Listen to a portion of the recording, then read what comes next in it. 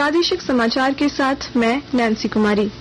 प्रधानमंत्री नरेंद्र मोदी से आज नई दिल्ली में पूर्व प्रधानमंत्री एच.डी. देवेगौड़ा, कर्नाटक के पूर्व मुख्यमंत्री एच.डी. कुमारस्वामी और कर्नाटक के विधायक एच.डी. रेवन्ना ने मुलाकात की।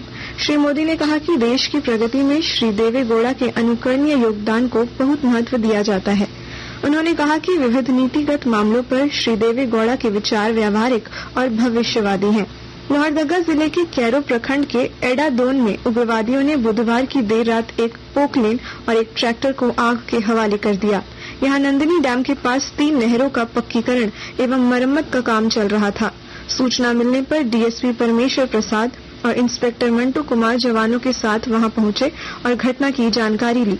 कर्मचारियों ने पुलिस को बताया कि कल रात सोते समय उग्रवादियों ने उन्हें जगाया और कहा कि मशीनों को आग लगा दी गई है।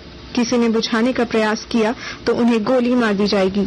घटना को लेकर जिले के पुलिस अधीक्षक हारिश बिन जमा ने कहा कि प्रथम दृष्टया यह उग्रवादी घटना प्रतीत हो रही है। जांच के बाद दोषियों पर कार्रवाई होगी। भारतीय कम्युनिस्ट पार्टी मार्क्सवादी की पोलित ब्यूरो सदस्य कामरेड वृंदा करात ने पाकुड़ में पार्टी की जन सुनवाई कार्यक्रम में हिस्सा लिया। इस दौरान उन्होंने संसद की सुरक्षा मामले में गैर भाजपा सदस्यों की बड़ी संख्या में लंबन को संवैधानिक प्रावधानों पर हमला करार दिया। उन्होंने टीएमसी सांसद द्वारा उपराष्ट्रपति की मिमिक्री को भी गलत बताते हुए कहा कि यह वामपंथ के कल्चर में नहीं है। उन्होंने पत्रकारों से कहा कि सांसदों के निलंबन के मुद्दे पर कल देश भर में विरोध प्रदर्शन किया जाएगा। गिरिडीह जिले के ताराटांड में आज विकसित भारत संकल्प यात्रा के तहत कार्यक्रम का आयोजन हुआ। कार्यक्रम को लेकर लोगों में काफी उत्साह दिखा। जागरूकता रथ के द्वारा केंद्र सरकार की ओर से चलाई जा रही जन कल्याणकारी योजनाओं की जानकारी दी गई। कार्यक्रम में उपस्थित सभी लोगों ने वर्ष 2047 तक भारत को आत्मनिर्भर और विकसित राष्ट्र बनाने का संकल्प लिया। लोकसभा चुनाव की तैयारियों को लेकर कोडरमा में प्रशासनिक सक्रियता तेज हो गई है। विस्तृत ब्यौरा दे रहे हैं हमारे संवाददाता।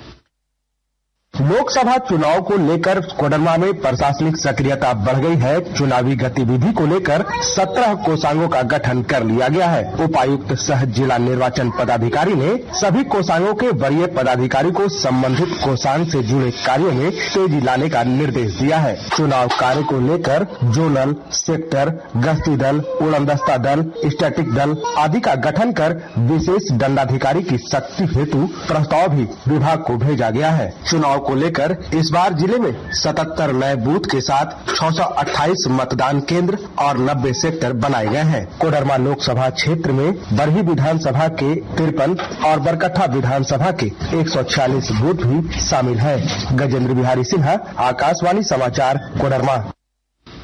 केंद्र सरकार ने संस्थागत प्रसव को बढ़ावा देने के लिए राज्यों को ममता वाहन सेवा को और सुदृढ़ बनाने का निर्देश दिया है।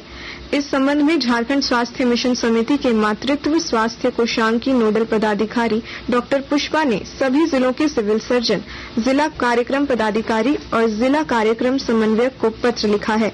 वहीं इसका नया लोगो भी जारी किया गया है। रांची जिले में चल रहे अवैध अल्ट्रासाउंड क्लिनिकों पर अब सहिया दीदी नजर रखेंगी। सहिया दीदी अल्ट्रासाउंड क्लिनिकों में किए जा रहे लिंग परीक्षण की सूचना प्रशासन को देंगी, जिसके आधार पर कार्रवाई की जाएगी। स्वास्थ्य विभाग की ओर से जारी आंकड़ों के अनुसार वर्तमान वित्तीय वर्ष में लिंगानुपात में काफी सुधार हुआ है। अब इस अनुपात को बराबर करने का प्रयास किया जा रहा है। झारखंड हाईकोर्ट के मुख्य न्यायाधीश संजय कुमार मिश्र व न्यायाधीश आनंद सेन की खंडपीठ ने जुवेनाइल जस्टिस बोर्ड के रिक्त पदों की नियुक्ति को लेकर दाखिल जनहित याचिका पर सुनवाई हुई। सुनवाई के बाद अदालत ने मामले में सरकार को अद्यतन जानकारी देने का निर्देश दिया। सुनवाई के दौरान सरकार की ओर से बताया गया कि पूर्वी और पश्चिम सिंहभूम तथा धनबाद में जुवेनाइल जस्टिस बोर्ड सदस्यों की नियुक्ति के लिए विज्ञापन निकाला गया है। प्रवर्तन निदेशालय ईडी के अपर निदेशक कपिल राज का कार्यकाल 1 वर्ष के लिए बढ़ा दिया गया है। भारत सरकार के वित्त मंत्रालय की ओर से जारी अधिसूचना के अनुसार कपिल राज का ईडी में प्रतिनियुक्ति कार्यकाल 12 दिसंबर 2024 तक कर दिया गया है। इसके साथ ही आकाशवाणी रांची से प्रादेशिक समाचार का ये बुलेटिन समाप्त हुआ। नमस्कार।